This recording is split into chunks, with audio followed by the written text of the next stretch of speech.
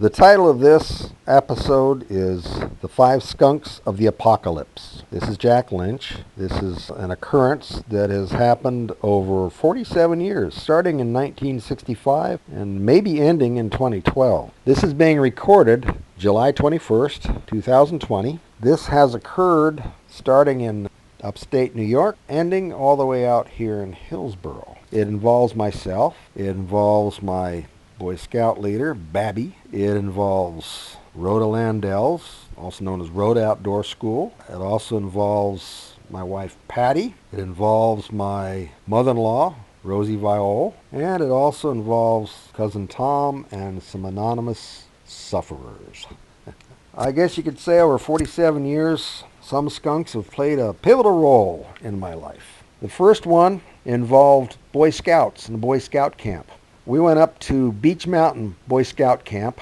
The first year for me was 1965. My tent mate was a guy named Eddie Grant. He was a wise guy. He was a year younger than me, but he was a real wise guy. He could joke, he could swear, he could help out pulling pranks and doing things. He and I just had an awful good time messing around. Bill Babcock, the troop leader of Troop 17 of New Windsor, New York, saw that. He didn't really feel comfortable with it, didn't like it, but there wasn't too much that he could do, or so he thought. See, my dad was his boss at DuPont. My dad never told me that, so I wasn't able to use it on Babby. God knows what would have happened had I known that ahead of time. Yeah, so Babby's the troop leader. My dad was the assistant troop leader. My dad didn't go camping with us or up to scout camp to spend the week. He was in town. He was in there for meetings to help out a little bit, and that was about it. He didn't want to get in on Babby's stuff that much. Babby wasn't the brightest wick in the candle, let's say. Babby did some things that weren't too bright. But the Boy Scouts, we went up to Beach Mountain Camp. Eddie and I had our tent we shared, and we had just a lovely time. We were screwing around, joking and laughing, staying up all night long, messing around, keeping everybody awake. It was just beautiful. And by about the third night, Babby'd had enough of this stuff. He made the pronouncement that Eddie Grant was moving out of my tent, and he was moving in. He was going to keep a lid on this for the rest of the week. Babby waited until Eddie Grant and I were in our tent, and we were asleep finally. It took several days for us to get that tired, but we were dead tired. And Babby snuck in the middle of the night, got a hold of Eddie Grant, sleeping bag and all, picked him up, carried him out, and stuck him in his tent, in Babby's tent. Babby took his sleeping bag, moved it into my tent, and climbed in. So there's Babby on one side of the tent, there's me on the other. I didn't know anything that was going on. About the time that Babby got into his sleeping bag, this skunk gave us a visit. The skunk came in the front door, I'm told, looked around, walked on in. Babby saw it and freaked out. Shut his mouth, but he freaked out. He picked up his gear and got it the hell out of that tent right then and there. A credit to him was he didn't make too much trouble, because that skunk would have sprayed all over the place, and it would have been bad for me. All that was left in the morning was an empty bunk, myself, and a slight scent of a skunk. Not a lot, but a slight scent. The rest of the week, Eddie Grant was back in our tent. Babby was back in his. And Babby shut the flaps on his tent every night, too. The next incident that I've had with skunks was one that involved Rhoda, Outdoor School Animal Resource Specialist, also known as Rhoda Landells. She taught animals, and I got the fun jobs, like taking a dead animal and dissecting it. It was always a favorite for the kids. The counselors and staff, everybody knew that if you found a roadkill, a possum, a raccoon, a rat, applodontia, a mountain beaver, a bird, whatever, they could always bring it over to Rhoda's place and to get stuck in her deep freeze and to get brought back out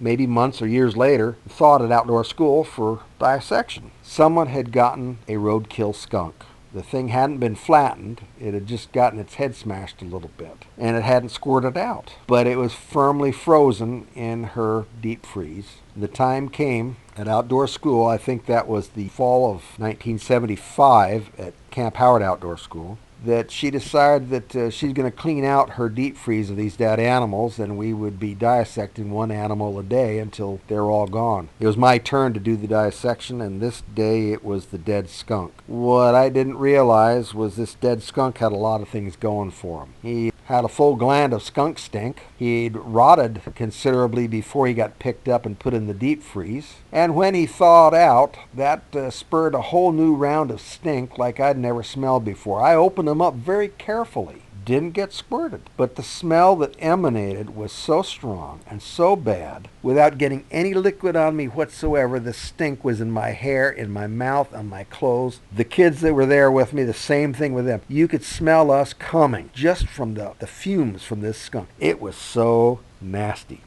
The next incident with a skunk involving me was when I got married. This was in the summer of 1982, in July. Patty and I, used to be known as Patty Viol, now she's Patty Lynch, and myself, went over to the courthouse with our close-knit families, got married by a judge outside. Came back to Patty's mom's place on Brogden Street in Hillsborough, and had the cake and the champagne and the good wishes and the gifts and that sort of thing, and it was all really nice. We weren't heading out to the honeymoon right away that day. We stayed at Patty's old apartment overnight. We were going to be leaving the following day. We were going to stop over in Lake Oswego to say goodbye to the folks, head out from there. Everything worked as planned.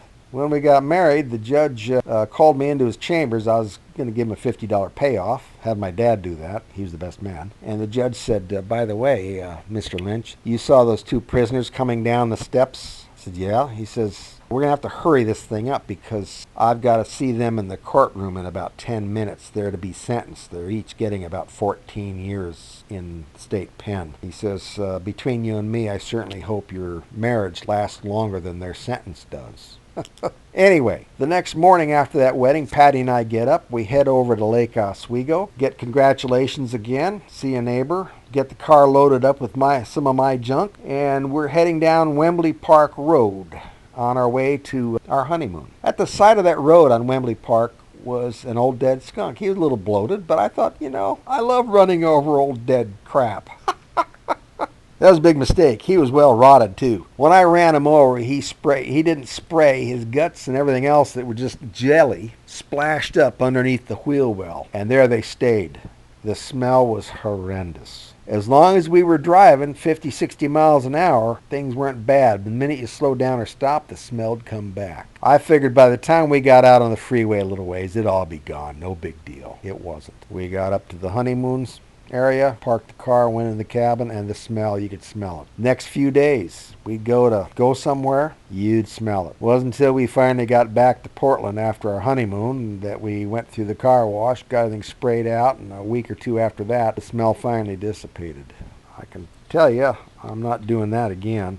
The next one with skunks happened at Grandma Rosie's house. My mother-in-law, Rosa Viol, she lived on Brogden Street in Hillsborough. It had a couple acres. It was an old farming area at one time, but it's built up with homes and that sort of thing. Animals and vermin had not gone away. She'd complained to Patty and myself that she had a skunk problem. The skunk was getting underneath her house and she could smell it. I figured that skunk was probably a female going to have itself a litter. It'd be a good idea to get it out of there. What I'd learned from trapping those kind of things and trapping vermin from my friend Road Outdoor School is you get them in the trap. You get a garbage can full of water, put the whole trap underwater. They can't spray, they can't do anything. In 5 minutes, they're dead. You can empty them out and things aren't too bad. Grandma Rosie called us. She knew that I had a have-a-heart trap, and she asked me if I could get rid of the skunk. I said, yeah, I'll come over. So we baited the trap, set it up, and I told her, when a skunk goes in there, don't mess with it, just leave it. I'll come by and get it. It was right outside the back door, in the grass. She didn't leave it alone.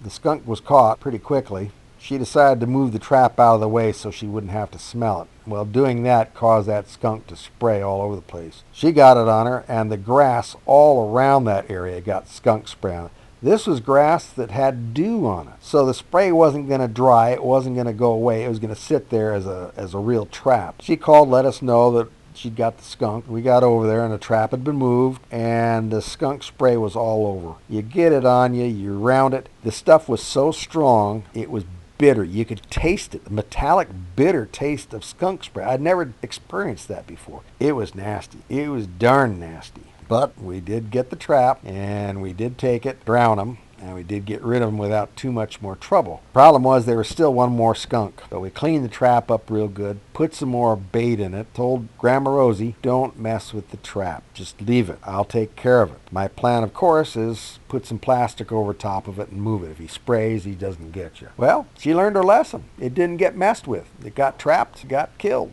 And that was the end of that skunk. Now, the last skunk of the apocalypse had to do with Patty's cousin Tom. I guess you could say he's my cousin-in-law. Tom Volsteek, good old boy. He lived in Hillsboro, all of his life. He knew how to do things. He knew what to avoid, and skunks was one of them. He had a skunk problem. This was around 2012. He lived half a mile, three-quarter of a mile away from us, down Brookwood a ways. Brookwood is a pretty busy street, 2, 3, 4-lane street, depending on what part of it you're on. Tom asked me if I could help him take care of the skunk. I says, yeah, sure. I said, I'll give you the trap and I'll give you the bait, and when you get it, give me a call. I'll take it from there. Don't worry about it. I had a plan for that skunk. I wanted to, of course, kill him, freeze him, and then bring him out from time to time. There was a certain air intake to a certain lab with some certain clowns in it that had been a problem for me at work. And my plan was to pull the skunk out, put it at the air intake, stink him real good, put it back in the freezer at work, and just bring it out and use it every couple weeks, every couple months. I figured I could get a few years out of it and stink those clowns out. Day went by and Tom got the skunk. He called me up. I had a great big plastic bag. This thing was big enough that you could put it over one of these 275-gallon totes. Great big. I got over to Tom's place there. We very quietly and carefully put the skunk into the bag, put the bag behind my cab of my truck, the bed of the truck. There he was. My plan was to take him home and do him in there. Get him off of Tom's property. Do it where he wouldn't stink a lot of stuff up if things went wrong. I pull out of Tom's place, get up onto Brookwood Parkway, and this is about 5:30 at night, rush hour. Speed limit's 35 miles an hour. I was not going to rush. I was going to take it easy. I didn't want the wind blowing and flapping around the plastic on the trap. It would upset the skunk and it'd make a mess and be a real pain. I had one of these clowns driving behind me that was tailgating and flashing his lights. He's being a regular jerk. And another car behind him that was just about tailgating him. Well, I was doing the limit, 35. That was more than enough. But I gave it a little more gas, maybe 5 miles an hour more, but that was enough that the backflow of air, the circulation, popped up that plastic bag. It wasn't sealed down underneath the trap anymore. It was flapping. The skunk got scared and sprayed out the back. I saw it in the rearview mirror. That spraying is going out and it's nailing that car that was tailgating me. And the after spray from that was getting the car behind him. They both stepped on their brakes and got way the hell back there. I got up to the stoplight. I was going to make a left turn, and that guy that was tailgating me probably just knew that I did something to him. He pulled up right beside the back of my truck. He wanted to see what it was. And you know, the good Lord must have said, this guy needs another dose, because while I was stopped there and this guy was eyeballing the skunk and probably going to flip me off, the wind blows from behind, blows the plastic all the way up. The skunk pivots, squirts, and nails that guy's car again that was on my right side, on my passenger side.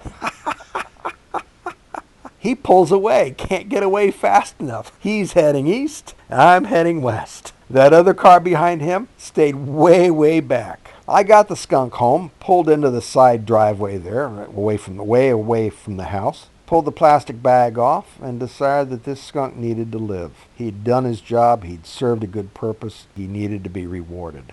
So I took a long stick, pushed the trap, turned it upside down, and with a have a heart when you do that, both doors flap open. The doors flapped open. He very gingerly walked out the back, jumped off the back of the truck, and headed into the renter homes next door. That was the fifth skunk of the apocalypse.